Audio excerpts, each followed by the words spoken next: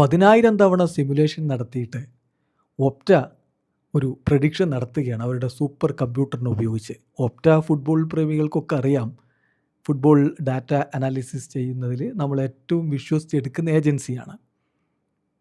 അപ്പോൾ അവർ ഈ 10,000 തവണത്തെ സിമുലേഷനിലൂടെ ഒരു വേൾഡ് കപ്പ് പ്രഡിക്ഷൻ അങ്ങ് നടത്തിയിരിക്കുന്നു. ഇത് വിശദമായിട്ട് നമുക്ക് ഇവിടെ പറയാൻ സമയമുണ്ടാവില്ല, ഒരു റീലിൽ 3 മിനിറ്റ് കൊണ്ട് അവസാനിപ്പിക്കണമല്ലോ.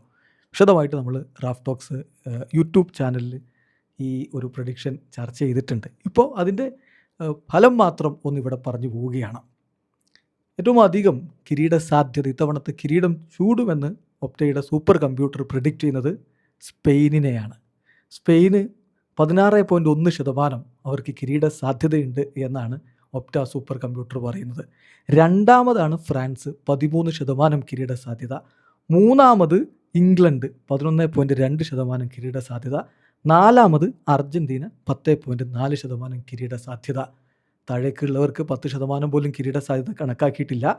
അഞ്ചാമത് Portugal, 6 Brazil, 7 Germany, 8 Netherlands, 9 Norway, 10 Belgium, 11 Colombia, 12 Morocco, 13 Uruguay, 14 Switzerland, 15 Croatia, 16 Ecuador, 17 Japan, 18 United States, 19 Senegal, 20 Mexico. ഇങ്ങനെയാണ് കിരീട സാധ്യത കണക്കാക്കിയിരിക്കുന്നത്. ഏതായാലും ഏറ്റവും അധികം കിരീട സാധ്യത സ്പെയിനിന്, രണ്ടാമത് ഫ്രാൻസിന്. എന്തായാലും പലതരത്തിലുള്ള പ്രിഡിക്ഷൻസ് ഒക്കെ വരുന്ന സമയമാണ്. സൂപ്പർ കമ്പ്യൂട്ടർ പറയുന്നു ഇത്തവണ കിരീടം നേടാൻ ഏറ്റവും അധികം സാധ്യത സ്പെയിനിനെന്ന്.